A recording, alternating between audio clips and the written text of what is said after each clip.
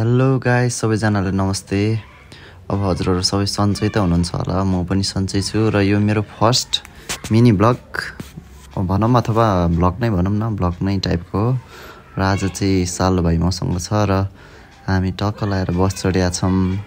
अब कता जान लागेको चाहिँ हजुरहरूले अहिले नै भिडियो पज गरेर भन्नु होला, तर अगाडि भिडियोमा पनि थाहा पाउनुहुन्छ हामी कहाँ जाँदैछौँ भनेर।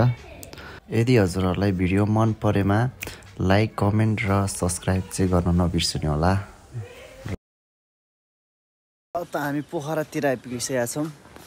पोखरामा बिहानकै चिसो मौसमसँगै तातो चिया खाएर हामी छतमा आफ्नै करेसा बारीमा फलेको बन्दाकोपीको बगैँचामा छौँ। पोखराको मौसम हेर्न सक्नुहुन्छ, घाम देखिएको छैन, घामको नामो निशान छैन, तर हामी जाडोले कठ्याङ्ग्रेको नि छैन। हिम्मत हुनुपर्छ, कठ्याङ्ग्रिने छैन बाटो। फाइनल्ली गाइज ठ्याक्क दिउँसोको लगभग 2 बजीतिर चाहिँ घाम लाग्यो र हामी रुमबाट निस्क्यौँ। म चाहिँ अलिक छिटै आएँ किनभने भन्दा नि अब सालो भाइ चाहिँ एकजना मसँगै स्कुल पढ्ने साथी थियो, उसलाई लिन गएको छ। अनि आइसकेपछि यसो ऱ्याफ्टिङ गर्ने विचार गरेको छ। यहाँ चाहिँ हामी ऱ्याफ्टिङ गर्न आइसकेका छौँ। पानी यस्तो छ यार, कलकलाउँदो पानी यार। खुरी जाडो यार, तेरिका यस्तो जाडोमा ऱ्याफ्टिङ गर्न आइसकेका छौँ हामी। यहाँ 3 जना ट्याक्क लाएर लेभल 2 को भेस्ट पनि लगाइसक्यो, झ्याप्प लाएर। ओहो मजा आउने भयो नि सर्र होइन।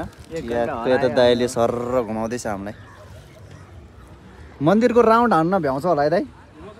1 घन्टामा भन्ने होइन, 1 घन्टामा 1 घन्टा त हामी त मन्दिरको राउन्ड 1 घन्टामा त लकेर पसन्द मन्दिर 1 घन्टा त हामी त त्यो सारङकोट पुगेरै आउँछ नि। 1 घन्टामा त हो।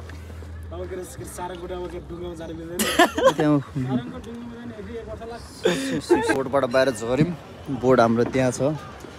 ट्याक्क लगाएर झरेर अब मन्दिर दर्शन गर्नु, अब मन्दिर दर्शन गर्ने हो। ट्याक्क मन्दिर चाहिँ यसो भित्रबाट निहाल्छौँ कस्तो छ के छ।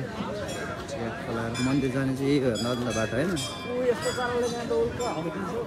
यही हेर्न त मन्दिर जाने बाटो। हाम्रो चाहिँ अनि त्यो दाइ त्यही बस्छ त।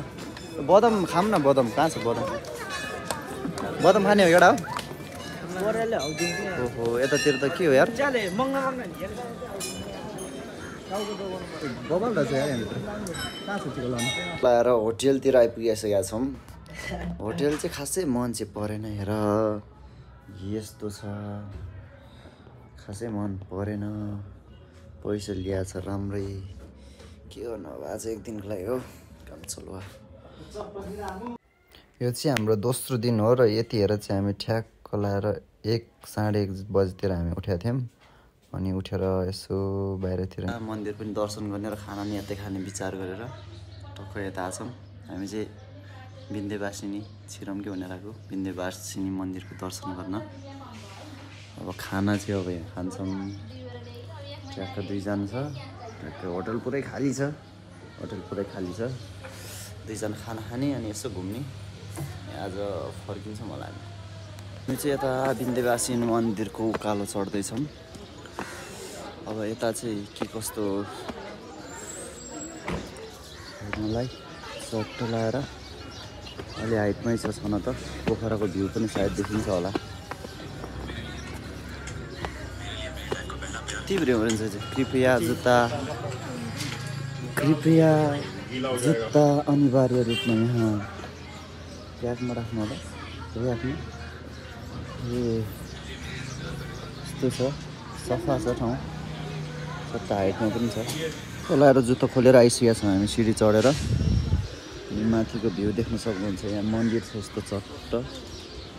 ट्याक्क लाएर यस्तो छ माथिको भ्यू, दामी छ यार। विन्ध्यवासिनी मन्दिर त हुन्छ चट्ट। विन्ध्यवासिनी मन्दिर ट्याक्क शिव मन्दिर पो लेखाएको छ त यार, विन्ध्यवासिनी भनेर। कहाँ हामी शिव मन्दिर आइपुग्यो क्या? परिवारहरू चरिरहेको छ यहाँनिर। फोहोर मलाई यहाँ 10 मिनटको पनि व्यवस्था छ, चट्ट लाएर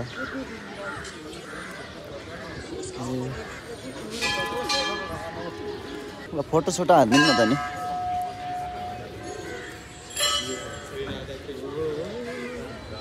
श्री राधा कृष्ण सीताराम यस्तो छ अगाडि एउटा सट्ट मन्दिर यस्तो छ टक्क लाएर सनसेटमा सरी टक्क बस्दै चिया चाहिँ खाएको छैन चिया खाएर बस्नुपर्ने जस्तो टक्क सनसेटको यस्तो देख्न सक्नुहुन्छ